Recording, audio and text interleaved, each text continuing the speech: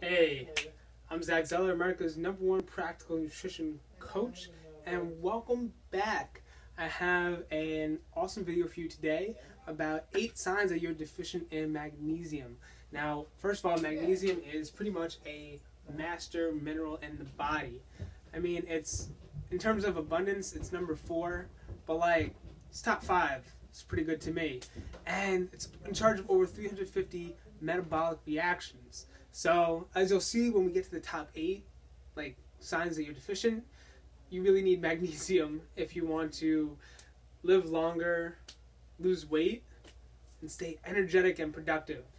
So, first, I just want to ask you to click over and hit that subscribe button to find out when I come out with more videos, because I make these videos for you, and I appreciate it when you subscribe and are notified when new ones come out. So, do me a favor, do yourself a favor, do the world a favor, because you and I are part of a mission to help the world eat better, to be free of disease, to have the body they want, and to have just more self-confidence.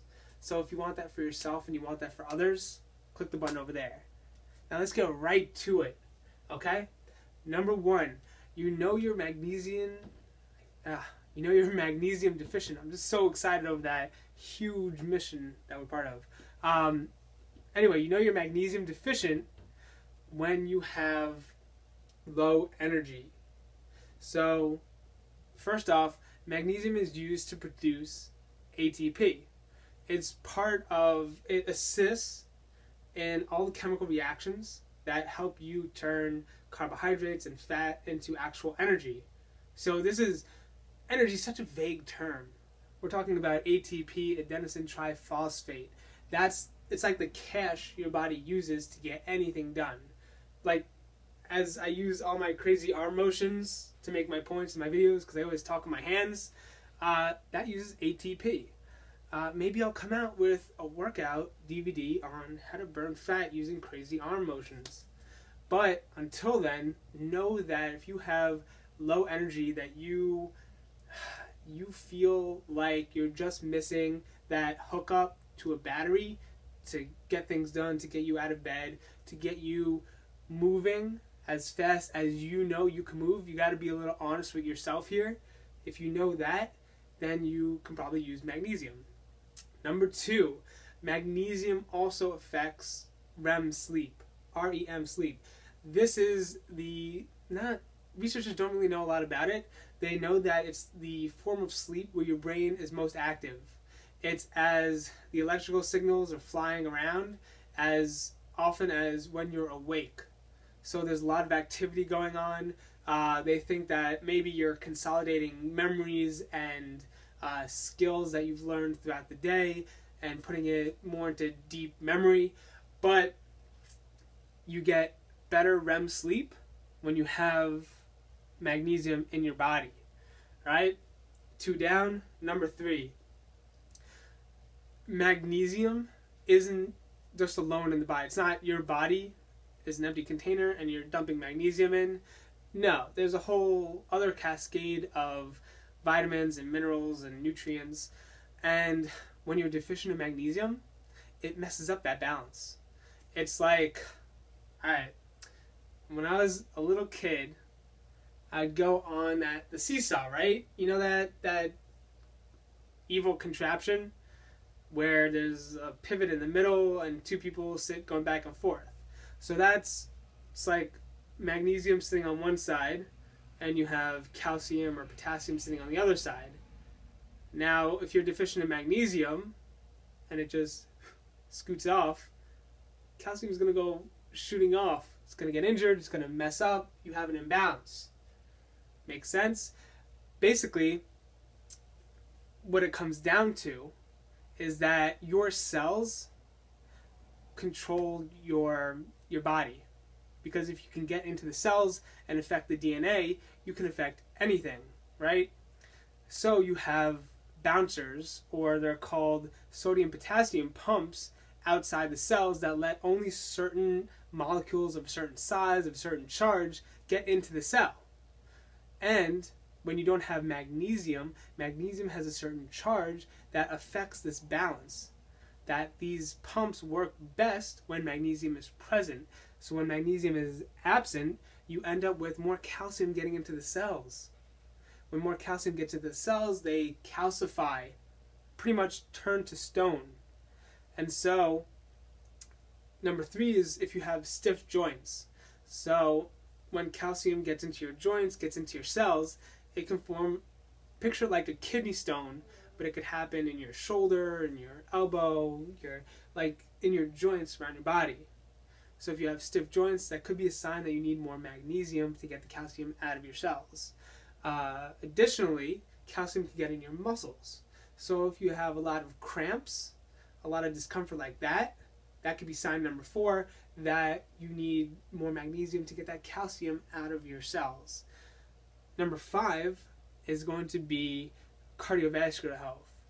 Now this is more silent than having muscle cramps or stiff joints, because calcium can harden the blood vessels in your body. So when calcium hardens those vessels, your blood pressure shoots up, because you're supposed to have more elastic than not vessels to help respond to the force of blood pumping through them. Especially, if you're exercising or working, getting that blood going where it needs to go, you need to have vessels piping throughout your body that could withstand the force of blood shooting through it, that shear force, the expansive force, all of that stuff. But if they're harder and brittle and blood's trying to go through, it could break. And that's not good, because then you die. So if you may be able to see it, like plaque builds up, or atherosclerosis, or calcification of different blood vessels. If you see that, you may need more magnesium because you may be deficient. I think that's number 5. Whew. Now, calcium is not the only thing affected by the sodium-potassium pumps. If you have deficiency in magnesium, you may also be causing a deficiency in potassium. Number 6. So a potassium deficiency shows up because potassium is used for nerve impulses, and that's what makes up your strength, right? So you could have the biggest muscles in the world. You could have the way that my mentor taught me this, Logan Christopher. He's the top expert in mental training in all of America. He taught me this, is that it's like you have a battery. Battery is the brain, nervous system. And so you have your peripheral nervous system, where all these wires, and the muscle is the motor. And so you could have a huge motor. It could be a motor the size of this room, right? But if you don't have any cables connecting it, or enough juice from the battery powering it, it's not going to move. It's not going to start.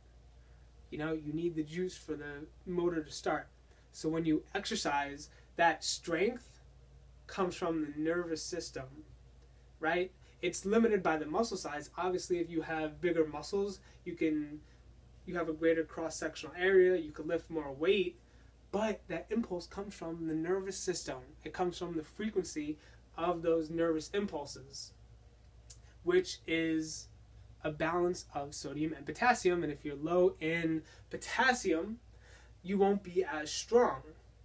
Now, also, there's the effect of potassium's important for keeping your heart beating and other functions as well, for your digestive tract, to keep those nervous impulses going.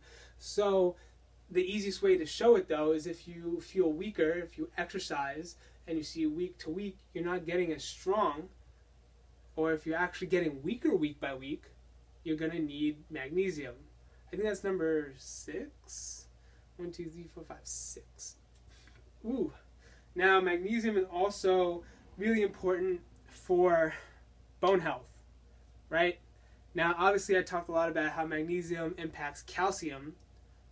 And when you think of calcium, the first thing that should come to your mind is your bones. Calcium is the most abundant mineral in the body. A lot of it, 99%, is found in those bones. Keep you standing, keep you moving, keep you dancing. but that's where it's at. Now, if this calcium is leaving to go into all these cells in your joints and your heart because you don't have enough magnesium to keep it in check, then where's the calcium that was in your bones? It's gone. So magnesium deficiency is linked with osteoporosis.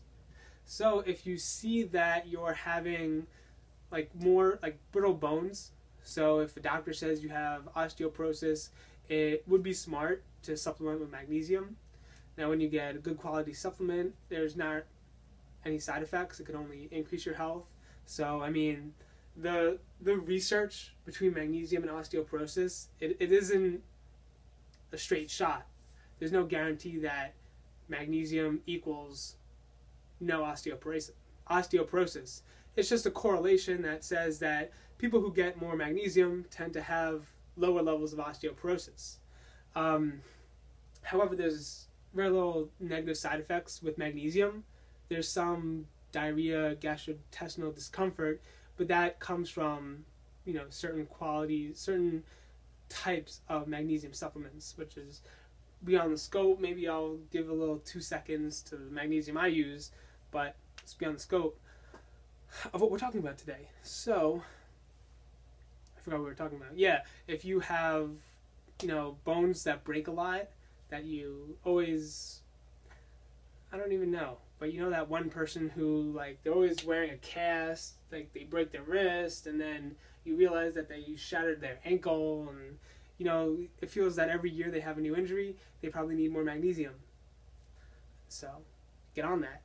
And then lastly, certainly not least, is, I don't know, I think I covered, everything. I looked at my notes. And, yeah. I mean, definitely, I guess, one of the most obvious ones is weight gain.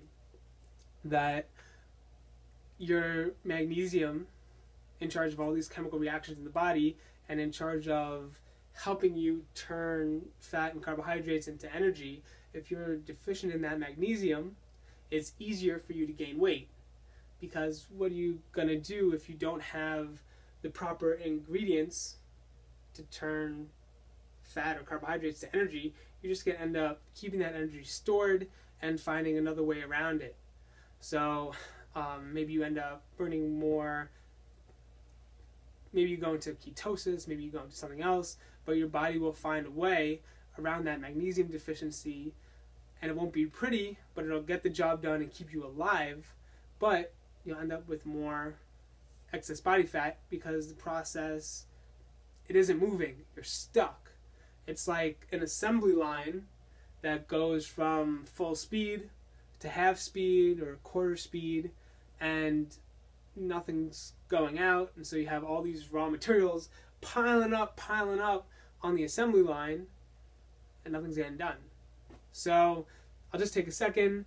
How long is this video? Super freaking long, but I like to use magnesium oil. It's just the easiest way for me. I don't have to take a pill. I don't have to worry about pills. I take this, I spray it. I do 8 sprays, 2 on my arm, and the rest 3 on each thigh before bed. Helps me sleep better. Helps me do awesome things during the day. And so, once again, subscribe to the channel. And if you like this video, give it a thumbs up. So, that's all I got for you today. Have a good one. Whew. Alright. This video is getting long enough as it is, so I'm going to just cut it off right here, and I will have to give you the rest of the tips in the other videos in this Magnesium Mastery series. So stay tuned and keep watching next. And to find out when the next videos come out, hit that subscribe button. Easy peasy. Join all the cool kids, hit subscribe, and if you like this, give it a thumbs up. Alright? Have a good one.